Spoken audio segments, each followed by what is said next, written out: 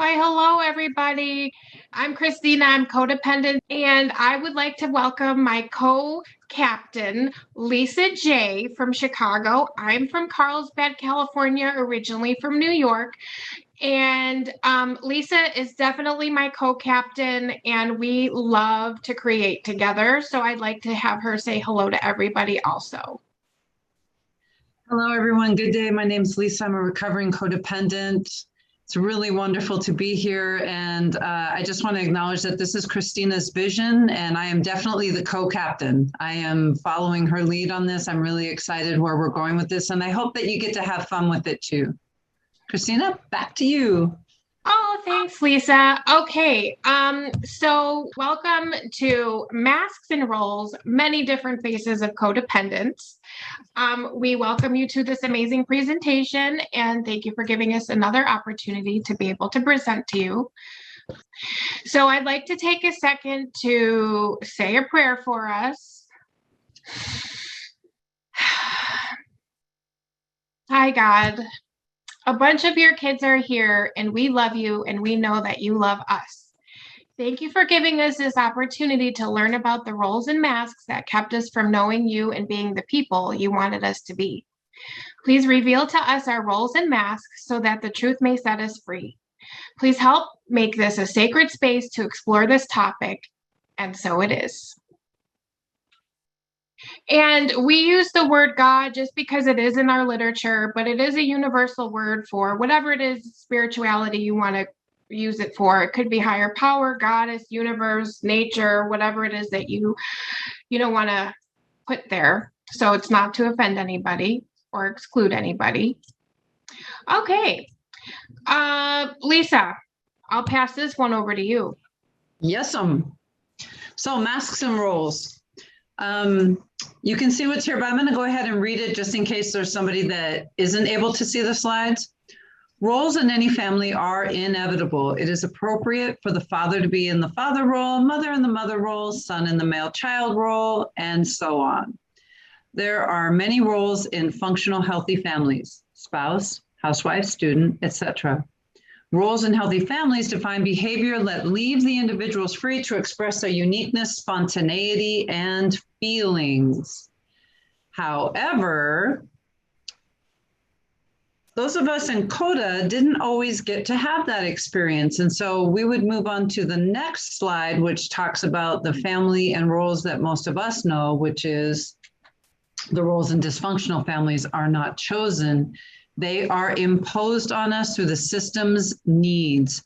Because these roles deny us our feelings and uniqueness, we often do not know who we are, except by the definition of the roles we had in our family. Ooh. For sure. So you want to take on the next part? All right. We have down here the roles and masks, and it's not limited to this. I will read one column, the first column, and then I'll pass it over back to you, Lisa, to read the second column. And then really consider which ones that you might be, and then also in that little etc., maybe the ones that you don't see. The bad one, and you could be many of them. The bad one, the smart one, the sick one, the perfect child, the little prince or princess, the quiet one, the stupid one, mom's caretaker, dad's dad, the pretty one, the little parent, surrogate spouse, dad or mom's confidant, dad's gift to mom, and dad's gift to dad. There we go. Continuing on, extension of dad or mom, the athlete, the problem, the caretaker, the addict, the under/overachiever, designated patient, Little Miss Sunshine, rebel, lost child, hero, clown, bully, mediator. And we put etc. there because there may be roles that you will be able to identify that aren't on this list. And please be thinking about that because we're going to be tapping into your experience, strength, and hope as well. Now, these roles, as we captured in the beginning were given to us in the system because of it was based on what the system need, and basically we were given these roles as little little kids, and so then what happens is they kind of morph into adult roles, or they continue over into the adult role. So members of the dysfunctional families will often continue the assigned roles from childhood with the characteristics of birth order positions into one or two major roles in adult relationships. Some of those are listed as follows. And Lisa, I'll read this one, and then if you could read the next.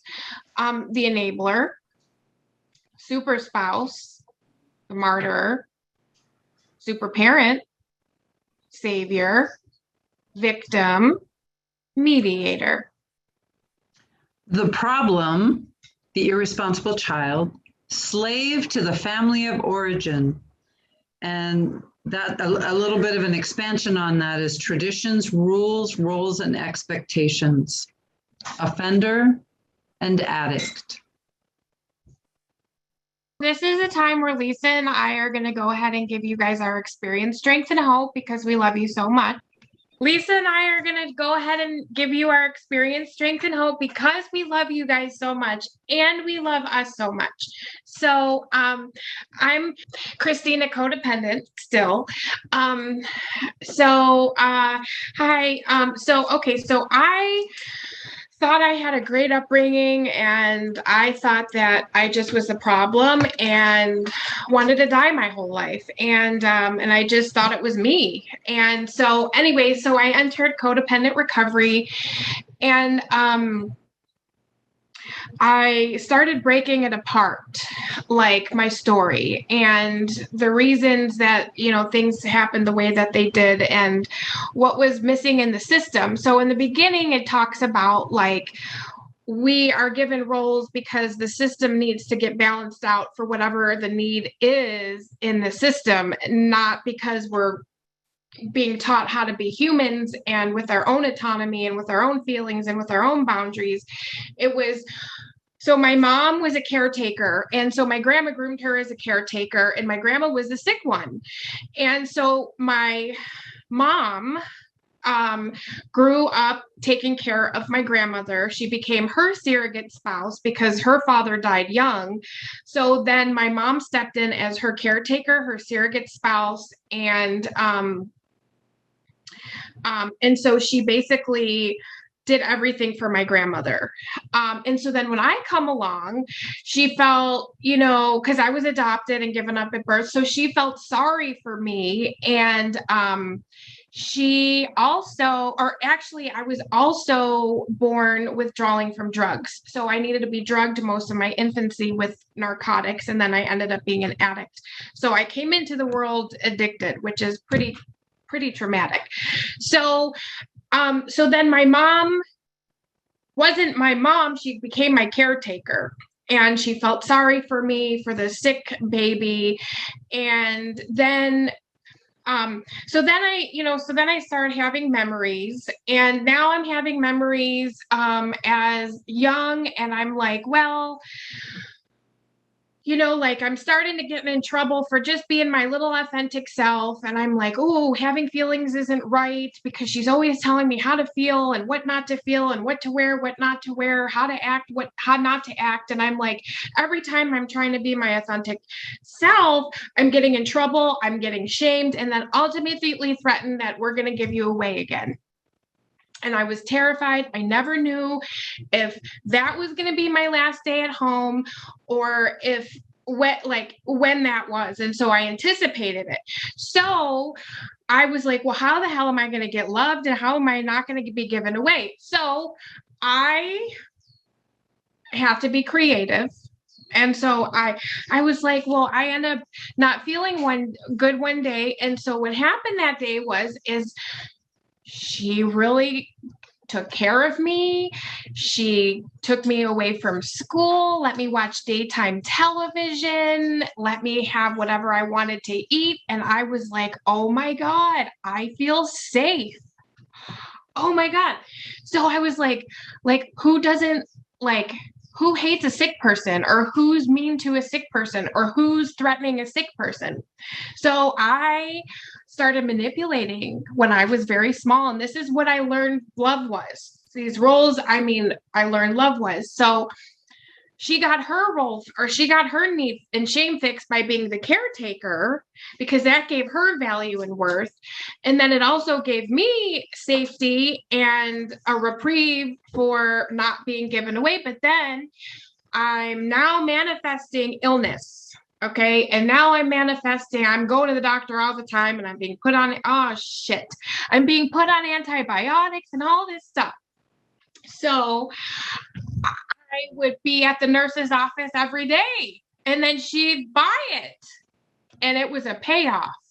So then I was responsible for all of, like, I was a scapegoat. And so I was responsible for their feelings of shame and fear. And it's because Christina was adopted, or it's because Christina's this way, or, oh, she came from here. Oh, and so then I was given responsibility for her unmanageability and her accountability for her denied feelings. So if somebody has denied feelings, those feelings have to go somewhere, and somebody has to take responsibility for them.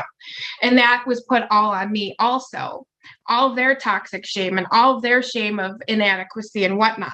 So as you could imagine, this breeds a ton of rage and a ton of loneliness and a ton of fear and a ton of pain. All right, I see it. So a ton of pain. So real quick, I was like suicidal finally at 15. I couldn't take it anymore. But anyway, I found drugs and alcohol, which saved my life until it didn't. And so I became the rebel, and I became the addict. And then in my adulthood, I became, well, the victim, the martyr, and the offender. And one particular role that I happen to really enjoy is being a rebel. And my therapist did tell me that I have to find ways of doing healthy rebellion instead of maybe doing a crime or something, which, I'm not a criminal, but I like to do healthy rebellion. So that's very safe, in that I can really get my needs met that way. And I understand I went over time. So I will circle back around if I need to. And thank you for hearing my stories with my roles. And now, Lisa, it's your turn. Thank you, Christina. I definitely appreciate our safety to be authentic and real.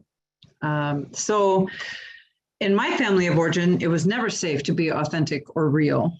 I came from a family, both my parents were raised by people other than their parents. My father was abandoned when he was 1.5 years old. My mother was raised by basically nuns and priests when she was sent away to school, and both her parents were alcoholics. So they came together and they created this family.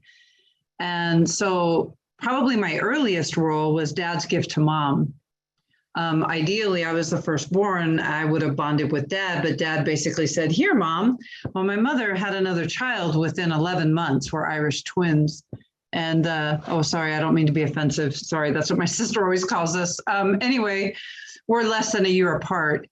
And I never felt a part of the family after that. It was all about my sister, and I became the problem at that point because I wasn't a good baby like my sister was, and I didn't sleep through the night, and my mother was sure that I was hyperactive, that sort of thing.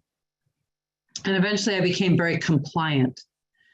Compliance was necessary to deal with what was happening in my family. My father was very controlling. He was a dictator.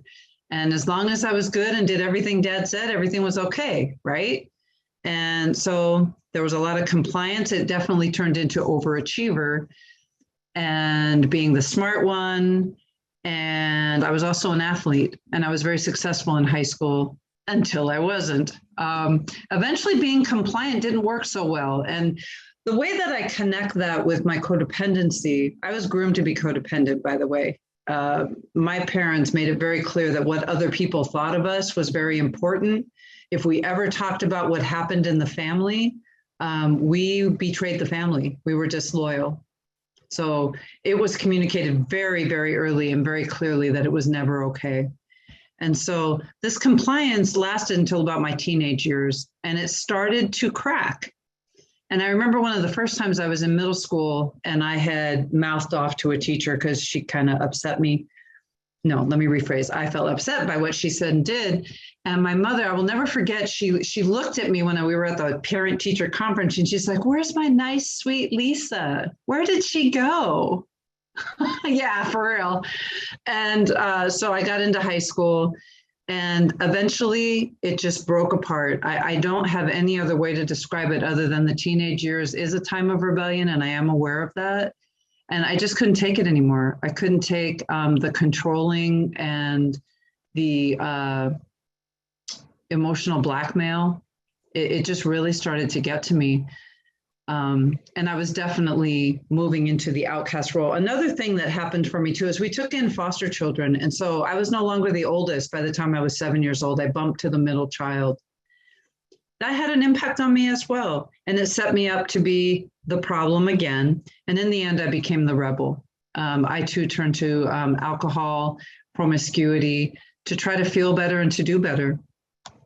As I moved through my young adulthood before I got into recovery, those childhood roles shifted for me into my adult role. And my adult role, I had two of them. I was an enabler because I wanted you to like me. And I was starved for love and attention. And the outcast, I was outcast from my family. And for me, that was about my parents' shame about having a child run away, because that left them with a lot of questions. You know, they had a lot of people asking questions and they didn't want to have to answer them. So in fact, previous to my running away, my foster sister ran away and we were not allowed to say her name in the house ever, ever. Thank you for the reminder. And so I know that something very similar happened for my younger sister who was, still living at home at that time. And so these were some of the roles that I identified with as a result of the way that I was raised. And the needs of the family really were to protect the family. I think the family itself had a mask, and maybe some of you can identify with that, where nobody in my high school, my teachers especially, believed that anything was wrong at home. And in fact, one of my instructors called me an asshole for running away from home. It was like that. And so with that, that is my experience regarding roles and masks and identifying them. And that's the beginning of what we call recovery. So I'm going to switch it back over to Christina. Thank you so much, Lisa. We love you and you love us. Okay. How'd you know? So we do want to share a little bit about ourselves here. When Lisa and I were putting this PowerPoint together, this is our absolute favorite slide. We love it, and we would like for you to, hopefully you guys get the same enjoyment out of this slide as we did. And so Lisa, I'm going to stop sharing so you can do your Blackboard deal, okay? We just love that slide. Yeah, we had a lot of fun doing this. I can't even tell you. Sometimes that's the hardest part, is finding the slides to use. Oh my gosh. We have before gotten lost. So what we're looking for now is your experience, your roles and masks. We showed you a list of roles and masks, and we were very interested in hearing from people who may not identify with some of those, or who may have a little tweak on it. And we would ask that people just give a short answer, not the big long story, just for the sake of allowing many people to share. Roles and masks, go for it. I was the peacekeeper in my family of origin. Great one, peacekeeper. I think I didn't do it right. It's supposed to be one word. Word is so kind to make it right. Okay, next. Yeah, I don't really have a word for it, but I was kind of like in charge of like finances and like budgeting. So, or like bills, like if there was a problem with the bill, I had to call. But like, so you were the CFO. Yeah, Chief certainly. Financial Officer of the family. Okay, that works. Thank you. You know, in all my years of recovery, I have never heard someone describe as a child being the one who's in charge of the family finances. That is quite impressive. Thank you for sharing that. Was the last chance kid. Tell me more about that just a little bit. So my older brother was extremely smart, but he turned to heroin. And my other brother is autistic. So I was the last chance kid to have a successful child, because money and success was what was important, you know, to look good to everybody else. Thank you so much. I sincerely appreciate you sharing that. So I was the only child of two, I guess, emotionally immature divorced parents. I feel like both my parents wanted to like live vicariously through me, but they also wanted to like complain and vent and like dump all their problems on me. And Lisa, I really relate to like when you said like you said that you were sick a lot and like you like faked sick or you did things to like manipulate your parents to like take care of you so you'd feel safe. I did that a lot. Okay. I don't know. I don't even know what you would call that, but like I would have like a temper tantrum to get the attention back to me because I wanted my parents to like attend to me. And like I would definitely fake sick and I would do that. I would stay home from school. I would exaggerate whatever symptoms I was feeling. I would fake sick if I had a test I didn't want to take. I just was like desperate for my parents to like emotionally like be there for me and like stop thinking so much about themselves and think about me. Appreciate you sharing. I don't know what role that would be called. I called it lived vicariously through the child. Sorry, it's not more succinct. If I think of something, I'll figure it out. Thank you. I ironically was the discipliner, and I'm the baby of the family. So I was like the self-appointed discipliner, and then that means to everybody in the family, including the adults. So I was the one that was trying to get people to recognize kind of common sense and, you know, why aren't you paying the bills? You need to pay the bills, you know, I mean, stuff like that. And that's what I was. I guess also I was a parent, but I also was a discipliner because I would just, I would discipline them. You're not going to do blah, blah, blah until you pay the bills. So that was my role. Thank you. I was the hero caretaker who always got sick and still does. I still do, I'm sorry. Okay, thank you. Yeah, hi. God, I think I was a self-appointed counselor, mediator, scapegoat, enabler. Everything rolled into one, but at the end of the day, I manipulated because I also faked sickness because that was a time when I would get a bottle of Lucozade and I would feel special then in order to feel loved.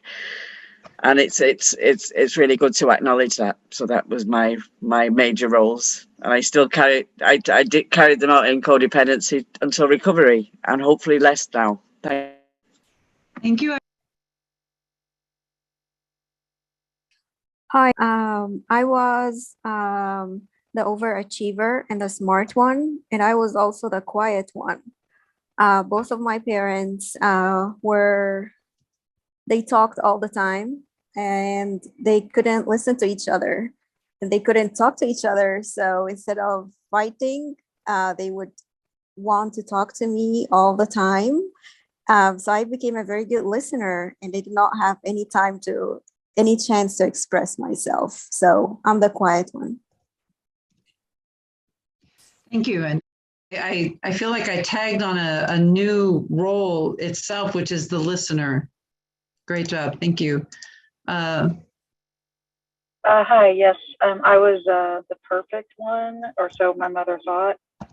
And then I just wanted to quickly share that I also would resonate with the CEO of the family. I was in charge of reconciling the bank account in sixth grade. So I knew every penny that we didn't have. All right. Thank you. Oh, okay. Yeah, I was the black sheep and the rebel. My sister, the older sister, I was the middle child, and my sister was the smart one and dad's favorite. My brother, the youngest one, was dad's favorite because he was a boy. And since I was in the middle, I kind of got lost in the shuffle. So I rebelled terribly when I was a teenager. But my mother was very quiet and she didn't stand up to my dad. And I kind of fought her battles for her with my dad. So that didn't make me very popular with him either. So I would say black sheep rebel, basically. Thank you. Thank you. Okay, it looks like we have, How we'll many more do you- probably, yeah, I how just many want to more? take about 5 more minutes. So as many as we can get in 5 minutes. My mother, she wanted me, I was the eldest, it seemed to be particularly in music exams. She wanted me to do well in music exams, and somehow it reflected on her that if I did well, it meant that she was a good mother, even though she wasn't a good mother. And yeah, she was terribly disappointed if I didn't do well, but somehow it was to do with her being seen as a good mother. I put musician for mom. Yes, no? Possibly. Never thought of that. Yeah. Okay. Thanks. Thank you. Thanks, Lisa. For me, I'd say the rational and responsible one, and very often the adult in a home of children. And I continue to feel I'm still in an emotionally stunted family. And I was the most and the only studious one. Thank you. Thanks. Thank you. I'm pondering my role because I believe I numbed out in many cases, but I can only say what my role may have been based on how I caretake other people when I moved out of my family of origin as the caretaker, I'm very compliant, savior, and martyr. Excellent. And in Thank you. some cases, and victim. Okay. Thank you so much. Hi.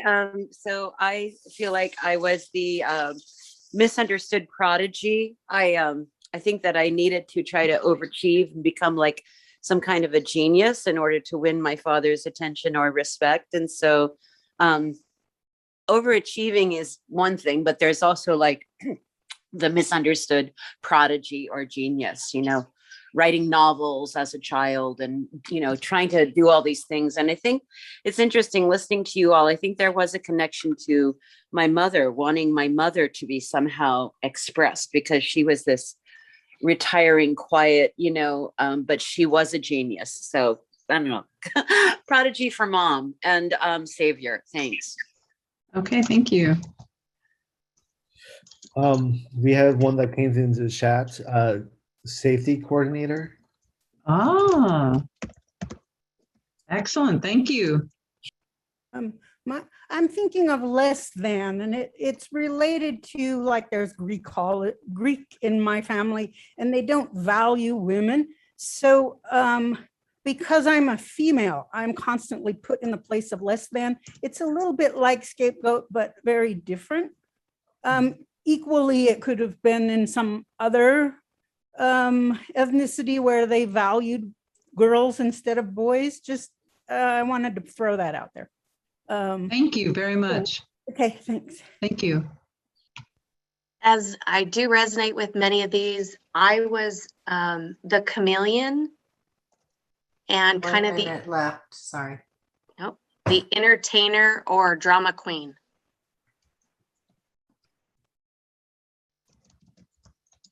I'll clean up the list later. Thank you very much.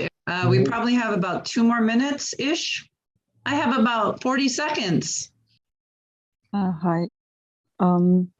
Yeah, I was listener, but it came with kind of being enthralled audience. So it needed to include praise, laughing at jokes, approval, and also secret keeper. Yeah, I kind of feel almost like ego stroker. So kind of like I needed to be a mirror for somebody to feel good about themselves. Got it. Thank you so much. We are going to move on. Thank you. Hopefully we'll have some time to share at the end. I think we'll end there. We really hope everybody enjoyed that song. It's a classic for this time of year, very appropriate.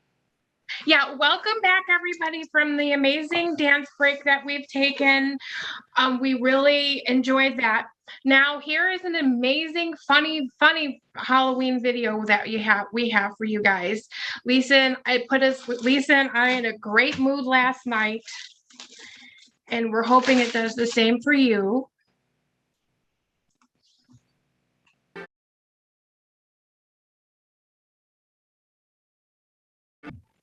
So the idea here was that we wanted to talk about, okay, so how do we unmask? How do we de-roll from these imposed, rules and regulations that were put upon us?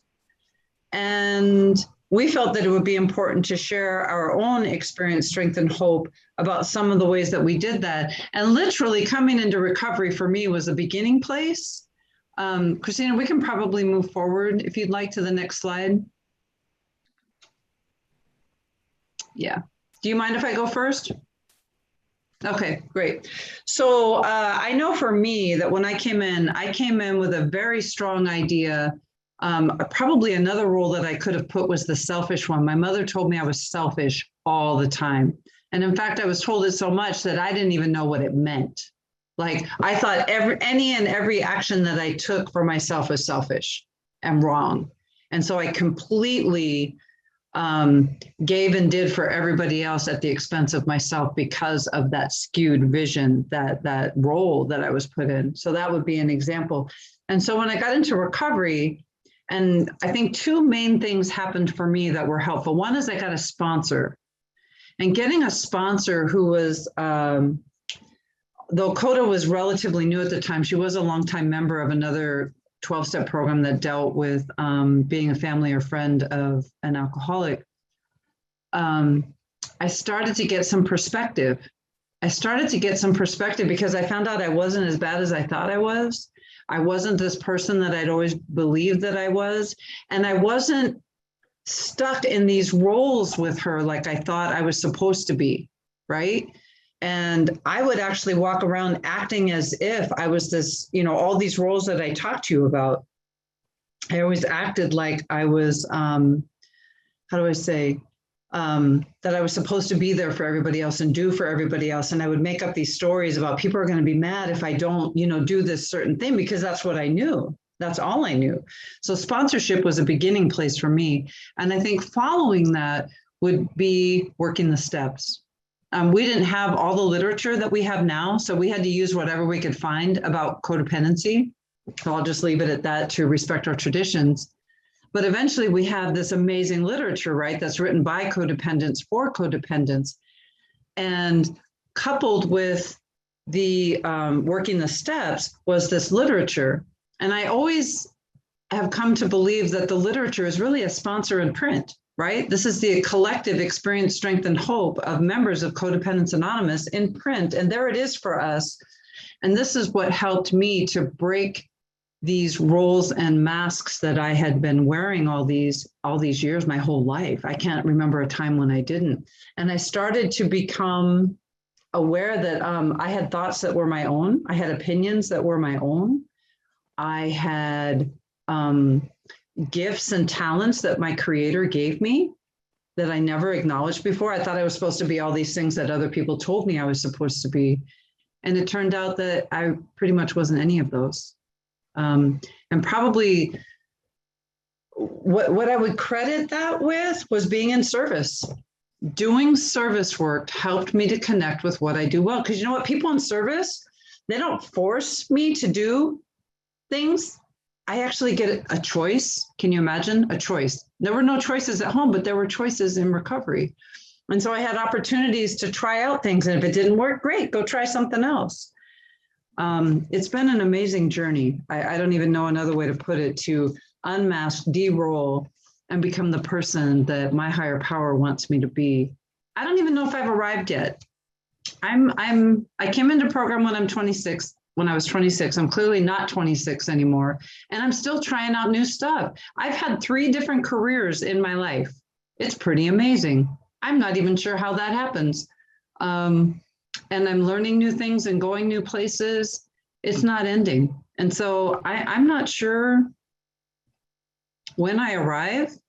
I know what people say is like, when we're not here anymore, when we transition on, but it's been a wonderful, exciting, sometimes scary journey, but it's worth it. It's worth facing the masks and roles, and it can be scary. I know there's a lot of tongue in cheek in that video that we just saw, and I appreciate when I can laugh at myself as a recovering person, because sometimes it just does seem silly. Come on.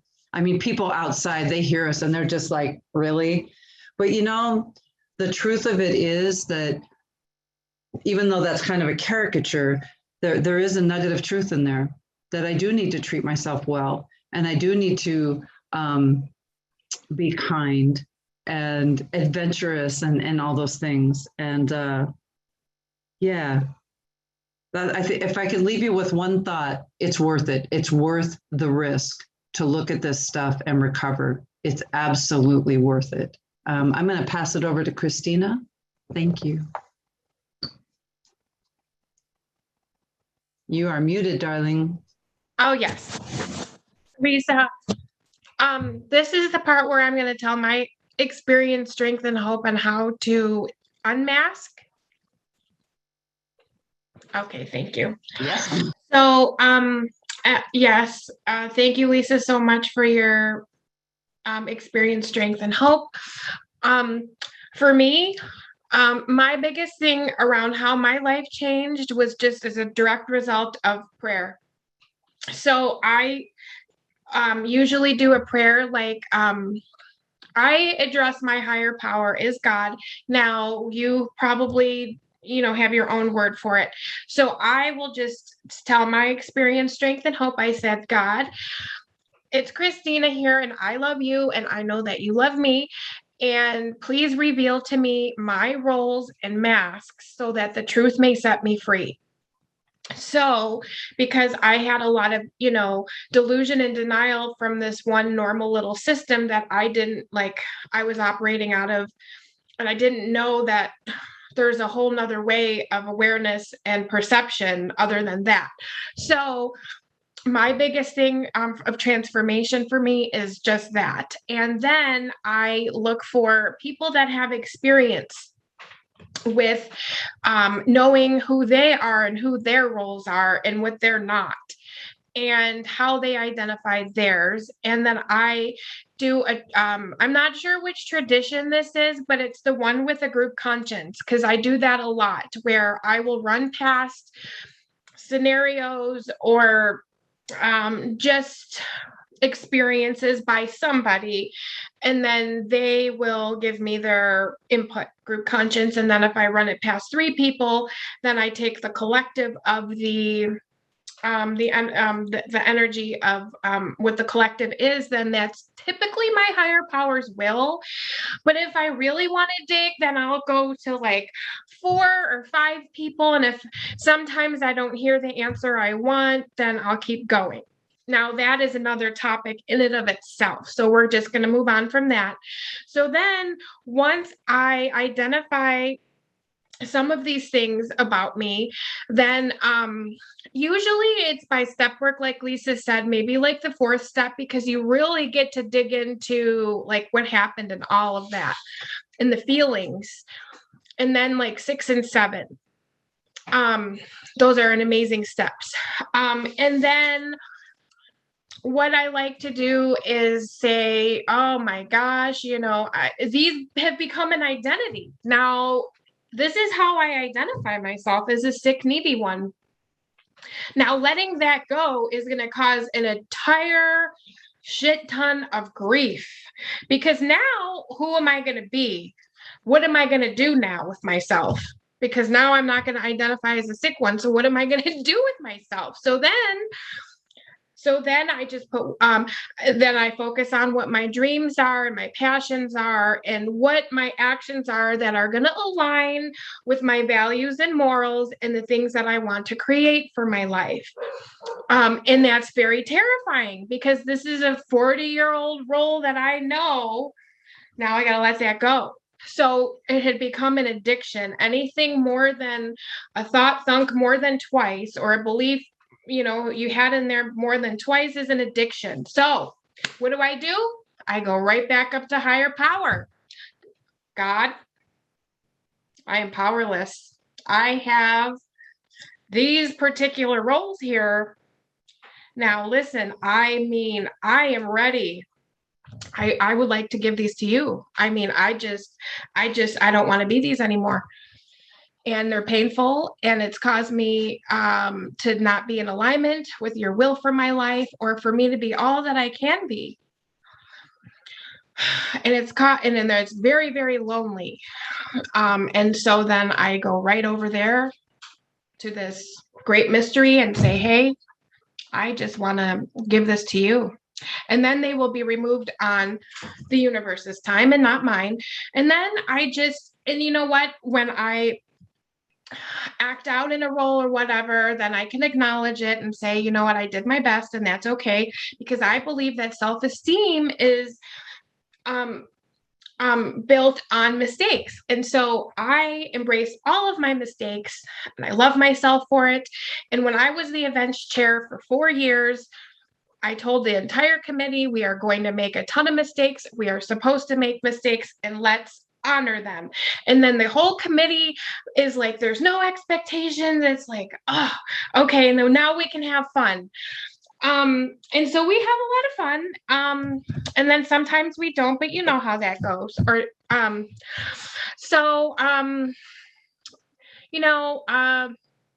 then I have to look at, if I can't let that role go, then what is the payoff of me not letting that role go? And then usually there's some type of payoff for staying stuck in that role. And then I need my support to get me out of it. And it takes a village to be able to keep me afloat. And thank you so much for this whole community to keep me alive for so long. And I'm so blessed. Now, I think that's enough. Lisa? It's brainstorm time. Yes, it is. So here's where we're at. We cannot be the only two in this room of nearly 70, almost 80 people that have had this experience of de-rolling and unmasking these roles and masks that have been assigned to us. And so what we would like to hear from you is, what strategies and tools have you used to de-roll and unmask? I'm going to share my little handy dandy whiteboard. So we could do as we did earlier, that would be fantastic. And I'm going to get myself ready to do some typing. I am ready. Let's hear from our friends that are with us today. Hi, codependent. So I said earlier I was the last chance kid. So I stopped having high expectations for myself. And I used step 1, because what other people think of me is none of my business. And then with the safety coordinator, again, powerless over others, and I can't save anybody. Just because it hurts me to fail doesn't mean I can take those experiences away from other people. Thank you. Thank you very much. Appreciate your transparency. Hi, I'm codependent. My experience was a little strange because my parents were so different. They were very different people and had very different life aims. So the role that I was given was the golden disappointment, because to my mother, I achieved and I, had all of the things that I should have, the good grades and the successful job and things like that. To my father, like, it was all about how you look. And if you're not, if you're not cute and dainty and pretty, then what good are you? So golden disappointment, not to be mistaken with a golden doodle. That's a little different. But I finally came to the point where I realized that me trying to find my worth out of outside achievements was a recipe for absolute disaster, and that my worth needed to come from inside and from above. And God made me just the way that he made me. And there's no changing it. There's no improving on it unless, I'll just stop there. There's no, and it is good enough for God. So it's good enough for me. Thank you for letting me share. Thank you. Appreciate it. Hello again. I was the one who said I was like the CFO, the one who like handled like the adult finances and like bills and stuff. So honestly, what I did was kind of just stood up for myself. I think I'd say probably like 2 years now ago, I just said like, I have my own budget to do. Like, I can't focus on this whole house budget and my budget. So really just stood up for myself and said, I can't do it anymore. I mean, it has to be done because it would, if I was here or not, the bills would have to be paid. And they're getting paid. I hear boundaries in that. Does that sound about right? Yeah, that works. I think boundaries. Yeah. I said stood up for herself and boundaries. Fantastic. Thank you.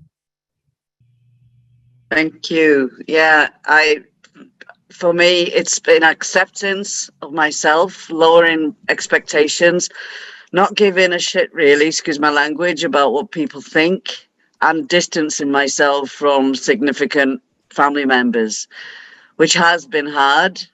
But at the end of the day, I can only be me and learn to be me and accept me when I'm authentic with myself. But the biggest one is surrendering to the God of my understanding, everything, because it's too big for me sometimes. I'll leave it there. Thank you. Hi, Lisa. Hi, Christina and family. Thank you so much for this amazing workshop. I'm loving it. For me, in the 1960s, my family and society used the tool of shaming for punishment. And I shared with my mother that I created a healthy boundary at the grocery store with the cashier. And my mother said, no, she might come after you. Don't speak up. So I have to reparent, because back then, if you spoke up, you might have got lynched. So that was, I was raised that way. Don't speak up. So just having a voice and then using a lot of affirmations. My inner child has a voice, and use lots of affirmations. Thank you. I pass. Thank you. I love you.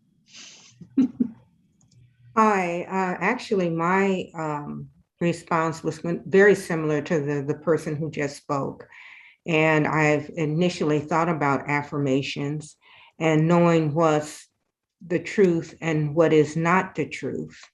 And standing in my own truth, learning how to communicate what I want, my likes, dislikes, and asking the question, what do I need and what do I want? And how can I make that happen for myself? Asking myself those questions and asking for help. Great one, asking for help. Thank you. Hi, I'm codependent. Thanks so much for this workshop. I was predominantly in the role of a caretaker, wife, mother from a very young age. And at the moment, I've only been coming to CoDA for about a year, and it's been such an amazing year. It really opened my eyes up to what's been going on. And it's just a case of learning from the meetings that I'm going to, working through the steps, and having somewhere to go where I'm not on my own. And I think, yeah, I just believe that I will slowly start to unpick this stuff. But sometimes for me, it's a couple of steps forward and then about 10 back again. But yeah, I'd just like to say thank you. Thank you. Hi, so I was the one who said my parents lived vicariously through me, and I think they pushed me to be popular, they pushed me to be well liked, but they weren't really there to take care of me emotionally and calm me down and give me some adult guidance. I can relate to the share about feeling, playing sick, pretending to be helpless and weak. And I think sometimes I still do that. So just always giving my honest to God best effort and just showing up and just trying to act with integrity and not ever manipulating others because I feel like there's something lacking or I'm not getting what I want. So just acting with integrity, being transparent. Yeah, I don't know. Thank you. I appreciate you sharing. Thank you.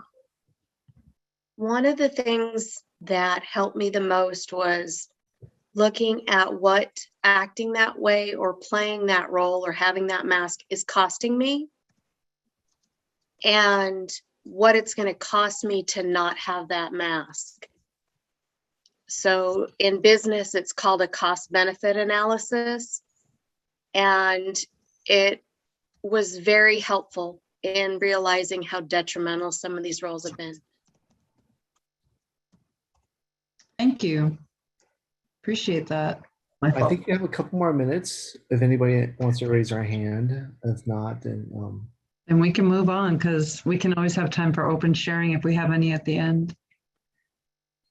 Okay, I am going to stop share then. Christina, I'm going to have you take it on back over with our slides. Okay. Now, how to become authentic self as higher power intended. We have prayer, affirmations, self-parenting, steps 1 through 3, and 6 and 7, making decisions that align with your values and beliefs, listening to your inner voice, the God within, guiding you to move forward, allowing yourself to be vulnerable and open-minded and open-hearted. Lisa? Setting boundaries, big one. Listening without taking on another's reality or taking another's reality on. Sorry, let me try that again. Listening without taking another's reality on, and pause, call for support from 3 members, and take the group conscience, that's the GC, of the situation. Let's hear what people have to say and want to ask. I have a feeling that this is redundant. This is a big topic. Yeah, well, it is a little bit redundant, but it's also, this is a big topic. And let's allow some time for people to ask some questions. And I think we had a hand up already. We did. And then, hi, I'm recovering codependent and so many things. Human. I'm a recovering human. I love the presentation so far. I totally relate to masks and roles. And I just want to share that it is the CoDA tools that help me grow in my contact with my authentic self and sustain it. And when I slip away, come back to it. because for me, in my family and community, the roles, succeeding in my roles and masks meant staying disconnected from my authentic self. So the things I do daily to reconnect with authentic self and my connection with my higher power help me sustain and return when I slip. Thanks, I pass. Thank you. Doesn't have to just be Q&A. It can be a share if you'd like. Love to hear from people what this has been about for you. If you learned anything today, if it made you mad, made you sad, we can handle it. Thank you. I wanted to add to something that I saw on the slide. It's here in Canada, where I think there was mention on the slide about pausing. And I know that when I feel triggered, I have to remind myself, this is my moment to pause. Or if I become reactive, I'm going to dig a deeper hole for myself, and responding from reaction is never good. So for me, I added to that in my own notes here is to pause, reflect, and next to choose my words very, very carefully according to the outcome I'm desiring. And in so doing, ask myself, will my words create a wall, further division, or will they help to create a bridge toward deeper connection? Thanks for letting me share that. Thank you very much. I'm actually taking a couple notes that'll be part of the document that can be available to people if you're interested. Thank you. I'm debating whether or not it's a mask. I think it is for me a mask. Fear is a mask for me. I will wear all sort of mask not to feel the fear. And I realized lately that one of the things that helps me with fear is to stop and go through the fear. Ask myself, what's the worst thing that can happen if I do this? If I go through the fear, if I face this fear? I mean, just a small example, I'm taking picture for, I'm setting up an exhibit right now, and I'm taking picture outside. And sometime when I'm taking picture, there's a big lineup of car at the red light, and I know people are looking and wondering what I'm taking picture of. And my fear is, what are they thinking of? What are they going to think of a person like me doing with, like outside doing? And my fear is fear of what they be thinking, fear of what I'm looking like, fear of all sort of fear. Like they're all kind of little fear. Like and for me, they're masked from when I was young. Like, don't do this, what the neighbors was gonna think of. I mean, they're linked to that sentence of what would the neighbor think of. Like, I have no neighbors now. I don't care. I mean, this is it. So for me, what I do to get rid of it is I just go ahead and go through it. I mean, do it literally through it. And I take the picture, and I don't care about what's going on around me, and I do what I have to do. So that's one example. And I feel much better after. I feel stronger, and I talk to my higher power when I do this. I say, give me the strength to do what I have to do. Thank you. Thank you. Hello. One thing I just wanted to say that I thought was super interesting was a lot of people were resonating with the fact that they would like play sick or be sick or whatever to get like love or attention or to be taken care of. But it was a complete opposite for me. When I was a child, I would be afraid to do that because it was just my mom and I. So I'd be like having anxiety, like, oh my gosh, I can't, like if I had cramps or something and it'd be really bad, I'd just stick it out because I'm like, my mom can't call out of work. So I just wanted to point that out. That was really interesting that a lot of people resonated with that. But my childhood was like the complete opposite. Like I would get yelled at if I was sick, like, you're not really sick, drink some tea and just lay down. So I just thought that was interesting. Thank you for letting me share. Thank you very much. Hi, I am codependent. Thank you. I just wanted to share that from where I'm at today. I am just starting this codependent my codependent recovery. And so I'm like, I heard somebody else mention it too. I can't even, I'm just taking a look at all the roles and just trying to figure out which ones I fell into. And it's a pretty rough spot to be in, to not even be able to see where you were. So anyway, thank you very much for the workshop. Thank you. I'm glad you're here. Keep coming back. Oh, thank you. So I was trying to unmute. Thank you all. So my thinking was, someone recently told me that if you're going to resent someone for making a particular decision, then to really examine your motives. And I've been trying to work on that, and it's been really great. But the challenge I have is a question: how do you maintain these boundaries and this kind of examining your motives when the pressure is more face to face? Does that make sense? When you say the pressure is more face to face, help me understand what that means. So in terms of in conversations, sometimes with my family members, sometimes they may kind of ask questions that I find uncomfortable, or questions that I previously maybe kind of gave in to and answered. But, you know, being in CoDA and working my other program, I actually want to stand in my true self, but I struggle to do that when it's a face-to-face conversation as opposed to a telephone call or a text message. The first thing I learned in my early recovery is that family will trigger me back to the little kid and those family roles faster than anyone or anything. And when I learned that, that was the beginning of learning how to not fall into the trap. But I had to be aware of it. First, it became unconscious, right? So first there's the unconscious part, then I become conscious. And then I had to start practicing. I don't know another way to describe it. It was just practice. And some of that practice included, I had this one aunt, I called her a boundary basher.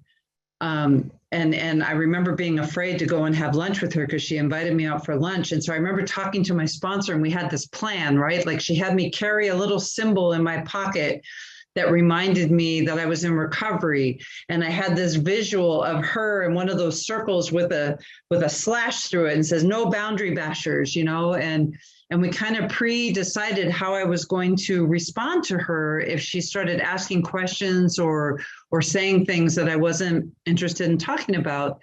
And the other thing I did was I did the bookend. So I talked with my sponsor before, then I went to lunch, and then I talked with my sponsor after to kind of debrief. And these were things that I did that helped me learn to maintain my authentic self. That's what I'm going to tell you. It wasn't instant. It's not okay, if you do X, Y, Z, it's all going to be okay the first time. It's practice. My God, I had 26 years to develop these coping mechanisms. You know, a few months in CoDA wasn't going to fix it. Now, a few years, it's a lot better. It's a lot easier, but I'm telling you, it still happens. There are still people out there that trigger me to that place. But family of origin, nothing triggers me back there faster than family of origin. So I hope that you find that helpful, and accepting yourself that this is who you are. Thank you. Thank you, Mauricio. This is still a codependent, and I wanted to get Christina's and Lisa's insight on using the traditions in this. Last weekend, I attended 2 amazing workshops, and I'm going to name names: Mauricio's traditions workshop, and then also Richard and his wife. And what I learned from Mauricio's workshop is allowing kids to have a voice. I didn't have that growing up. And so he demonstrated how to use the traditions, like as a family council.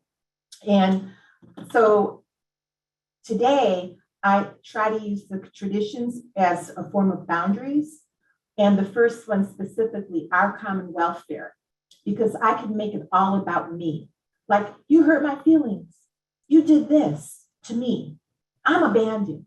But what I'm learning is it's not a triangle. It's not you, not me, but it's us. So your feelings are important. Your boundaries are important. It's like a balance. And then tradition 3, the only requirement in intimate relationships is that both want to be there. Because I get involved in relationships where I'm doing all the work. So the traditions are, I've been really utilizing the traditions, learning from World CoDA service work and local.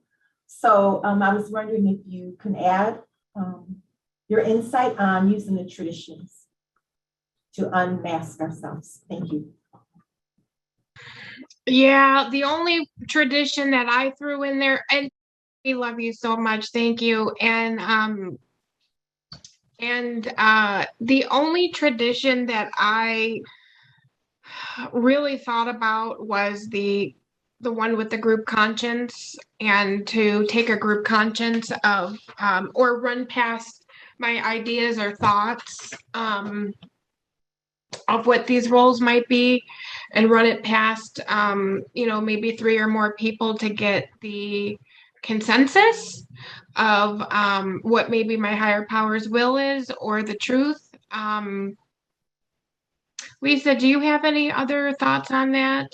I actually do. I think a couple that have really helped me, one is unity. And I think you tapped on that.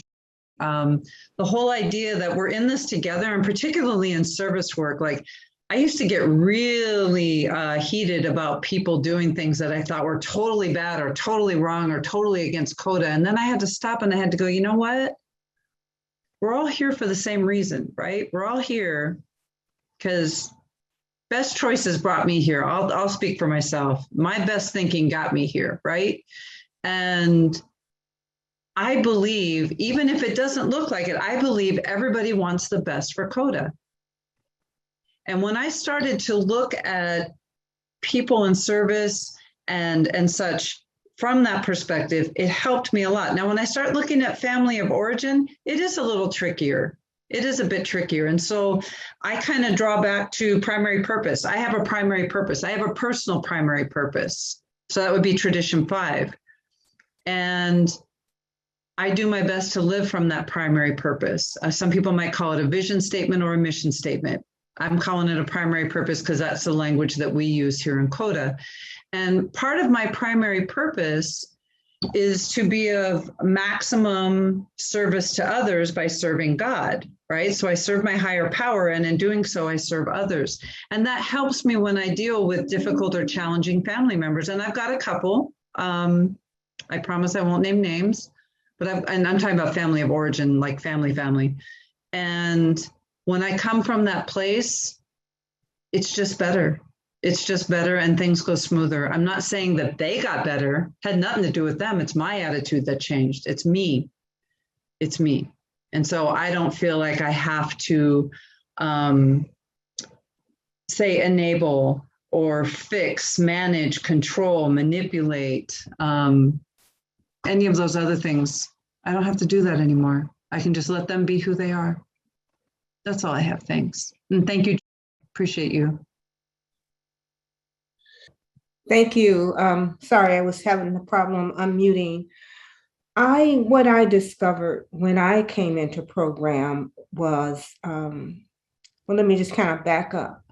What I was hearing a lot of that people were overachievers.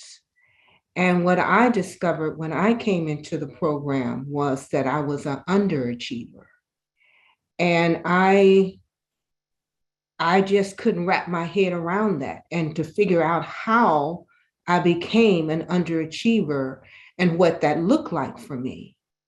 And I realized it looked like I was extremely fear-based. I took no risk. I took none.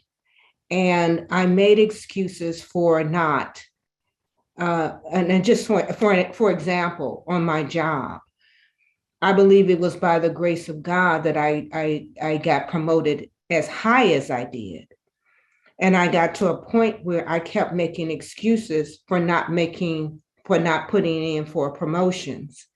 And it was because I kept saying I was comfortable, that I was okay with it. But then I started really thinking about it. I didn't think that I could achieve the next level. It was the fear of achievement, the fear of failure, the fear of so many different things. And it caused me not to take any risk. So I don't hear and there might be tons of people out there. I just don't hear a lot of people say that they underachieve. And not that that's a good thing, but I know I underachieve. I hear more about the overachiever story than I hear about underachievers. And so I don't know. Maybe you can shed some light on that, Christina or Lisa. I'm not really sure. Just provide your own personal feedback. I just felt led to share that. Thank you. Thank you. Christina, did you want to speak to that? Well, Excellent. yeah, I Thank can you. because I think you might be the overachiever and I'm the underachiever. So I could go ahead and share. Yeah, I was trying to put together, it was another one of my, I was a perfectionist in underachieving. And so I became a perfectionist in this underachieving and I think it was because now I'm not really quite sure because I really haven't looked at like and it has a lot to do with my under earning. And I think you're right, it has a lot to do with fear of I remember being small and being like, I tried so hard in school, but school always came so difficult to me. And looking back at how I started life and then also just being terrified every day of my life of like, oh, when is my family going to go away? I couldn't even absorb any information in school. And so that developed and then being out of school, being the sick one. So that took me more and more away from my academics. And so eventually I remember accepting that I just can't do it. And so even today I struggle with my underachieving. So I will go into binging while I'm it's become a total addiction as far as my overachieving and underachieving. So with my career, I'll just completely binge and do so much work and then I'll underachieve and then just do nothing. And then I'm through this cycle and then it fixes my shame. And then as soon as it fixes shame, then I hit a wall and then I crash. And then I don't do anything until a bunch of fear rises, and then the fear lights a candle under my ass, and then I'm like, oh my gosh, okay, now I have to now go ahead and go overboard again to fix all of that. It's all about shame management and these cycles of trying to fix just trying to fix the situation and put out fires. And so I think the restoration to sanity around all of that for me is routine. And my therapist has been trying to get me to do a daily schedule since August. And finally I'm like, okay, I was sitting in this chair until 10 o'clock working last night. And I was working over 12 hours. And I'm like, this isn't good because then I'm going to crash. So I think the restoration to sanity for me is just structure and routine and penciling things in that are important to me. And then I have a very hard time staying accountable to myself. And then because of the consequences, I wish there was some type of, well, no, maybe I don't wish there was some type of consequence out there. But anyways, I'm still working on this one and I'm still in a masterpiece in the making around it. I don't even know if that made any sense, but it did to me because that's kind of where I'm at. Thank you. I wrote in the chat, I agree about the perfectionism. Thank you very much. Mm-hmm. Thank you, Christina. So we are near the top of the hour, and I know, can we do our closing real quick, and then possibly we can hang out for a few minutes to answer any final questions? Absolutely. Thank you. Thank you, Christina, and thank you, Lisa, so much for your insight and wisdom and letting us, all of us share our experience, strength, and hope. And it was a very collaborative workshop. I really appreciate that. As always, I'll read off the closing prayer. I'll have some affirmations, and I'll open up the room for a chat and also for you guys to give your welcome And thanks to both Lisa and Christina. So closing prayer. We thank our higher power for all that we have received from this meeting. As we close, may we take with us the wisdom, love, acceptance, and hope of recovery. Thank you all for being here. You are all magnificent beings. You're a mega boss, and I truly love your growth mindset. Thank you. And I will unmute the room. Mega boss. Yeah, I like that. Yeah, I was just going to actually share just like a pivotal thing that happened to me when I came into CoDA talking about mass today. I was raised like old Southern, so traditional Southern. So I think everybody, well, I shouldn't say that. I think some people may know the joke about bless your heart, you know. It means multiple things. It can genuinely be bless your heart. And then also for some Southern women, it could be bless your heart, but I really want to hit you with a rock, you know. And so I was raised with a people pleasing mentality, the Southern hospitality, but inside, you know, I had all these emotions that I wasn't allowed to show, like anger, anything that wasn't pleasant. And coming into CoDA, I realized I was that way with God as well. Like I people pleased him. Like, how is that even possible to try to people please God when I was raised that he knows everything inside of me, what I'm thinking, that I want to hit somebody with a rock, but I don't. But you know, that's funny to say, but it's a metaphor. And so it really one of the steps I had to do is take off my mask with him. Yeah, with my sponsor, I literally said, you know, there was a one night I got into my room and I just, you know, mentally became naked in front of him and said, you know, I'm dropping the mask. I'm not going to pretend with you anymore. If I feel like, I want to like road rage, I'm just going to be honest. I'm going to be honest about everything I've tucked inside of me this whole time. You know, if I'm angry, I'm going to tell you I'm angry. And when I did that, it was like a floodgate. Like I didn't care what anyone thought about me anymore because I realized he accepted me when I was ugly, when I was broken. On my hardest days, he still wants me. And that just sends me into just, you know, accepting myself as well. And that's all that matters is what he thinks of me.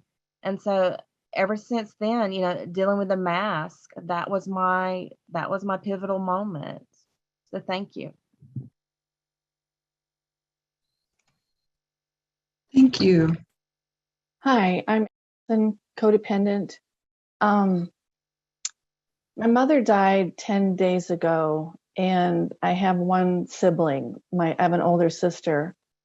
And this was such a timely workshop for me to catch because I took on that peacekeeper role. And I find in settling the estate and doing all this, I'm so uncomfortable with my sister. She's many states away from me.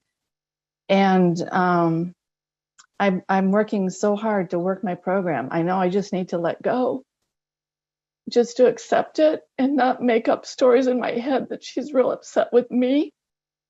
But I'm just really struggling. I feel so hurt by these little short snippets that she throws my way in a text. Anyways, I guess I'm just looking for other suggestions. I mean, affirmations. I wrote down notes of so many good points. But in the moment, like right now, it's really hard to do. So I guess my question is, you know, in those really hard moments, what do you cling to the first? What's the first thing, or what do you cling to the most, or the hardest, or the most tightly?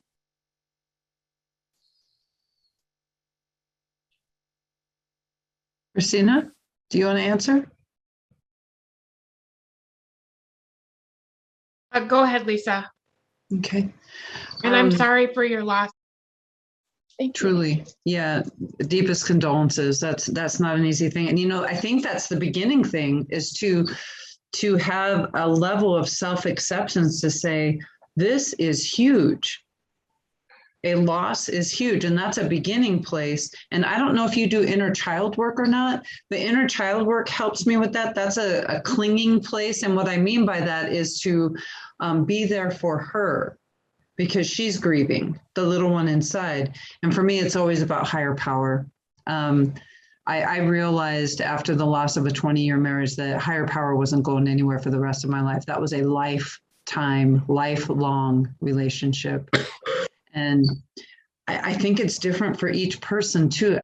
Knowing what your values, what matters to you, what brings you comfort, peace, what connects you with your recovery, whatever it is. Sometimes I have a little chip that my friend got me, one of those, it's got rainbow sparkles on it. And sometimes I'll just carry this in my pocket. And even just putting my hand in my pocket is a connection. It's an anchor. It's a reminder of who I really am. I'm not all that, like what the sister thinks or what the other family members think.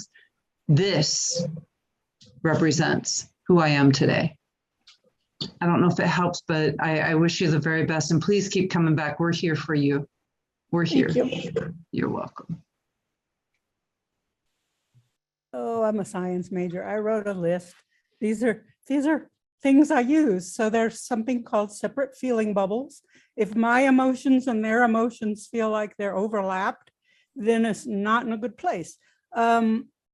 We run around as separate feeling bubbles, and if they overlap, that's because I'm allowing it. Otherwise, think about it. There's a bell jar. I used it early on in recovery, a whole bunch. Put a glass jar over me. They say something, it hits the glass jar, it hits the ground. Is it mine to pick up and take in? As a child, I took everything into my heart. I excuse myself from triangulation when somebody else, it's a family thing, they don't ask the person they want to ask a question, they'll ask somebody else.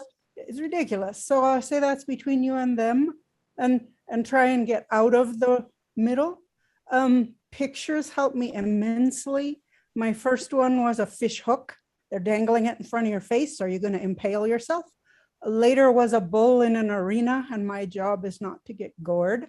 The pictures somehow allow my thinking brain and my reptile brain to talk to each other, and then I can choose my action instead of reacting. There's having a dialogue. I see something, I feel something, I need something, and making a request. Would you be willing to blah, blah? And it works towards a win-win. It seems like the cultural learning was a win-lose paradigm. That's been a long thing to change. I place support people in the room with me. Mine are Arnold Schwarzenegger and Maya Angelou, Arnold early version.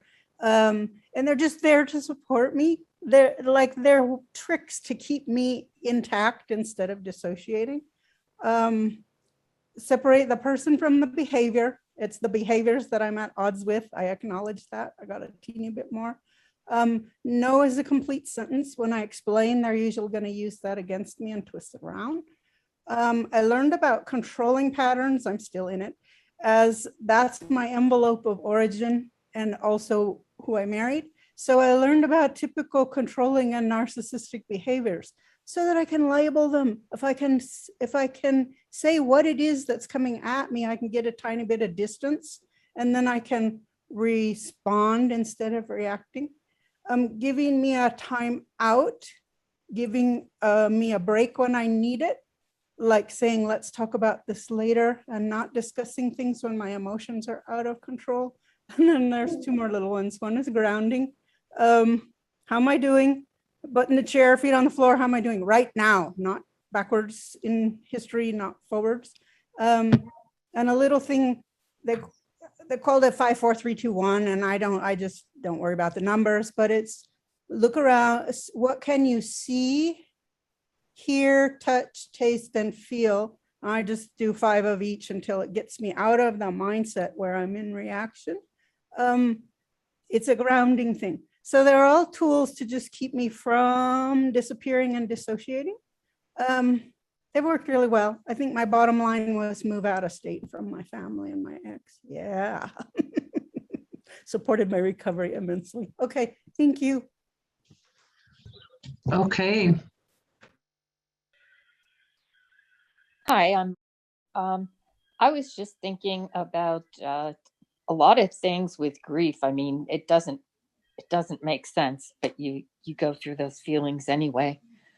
And to respond to someone that isn't cooperating the way you want, I try to, doesn't always work, but I try to say, thank you and walk away.